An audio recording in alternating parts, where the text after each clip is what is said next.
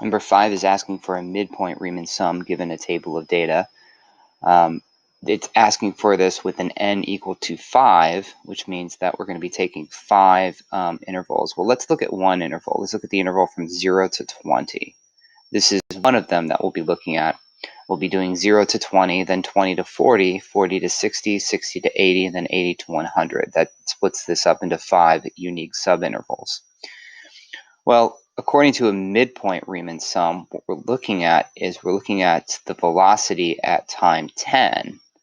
Technically, this is going to be a series of rectangles, 5 of them, and the width of each rectangle is going to be constant. It's going to be 20 on each of them, and the height of each rectangle is the midpoint value of the different regions.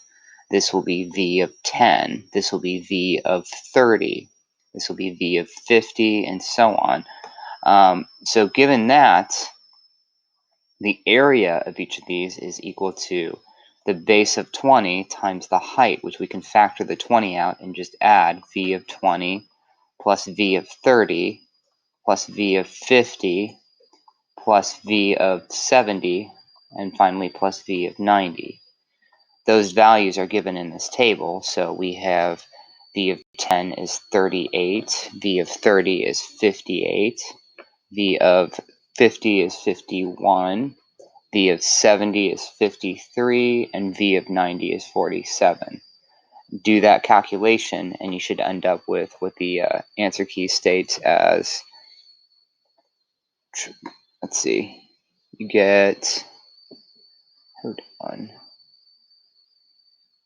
estimate the distance traveled by the car.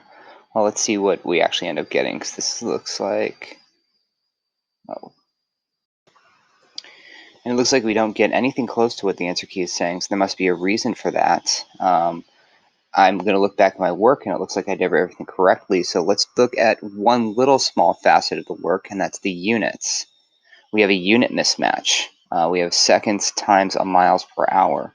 So what I actually need to do is let's start sticking some units back in. This is going to be 20 seconds, which I'm going to put over 1, times whatever this sum is, and oh, let's go ahead and calculate this really quickly. I might as well. Oops.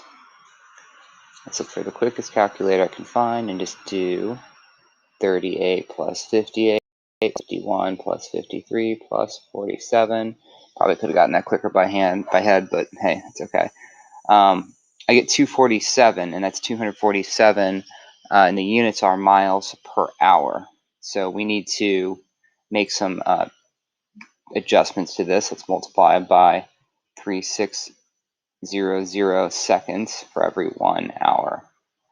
So now if I do this 247 times 20, but then divided by 3600, I get 1.372 miles. So mostly this was just a unit issue.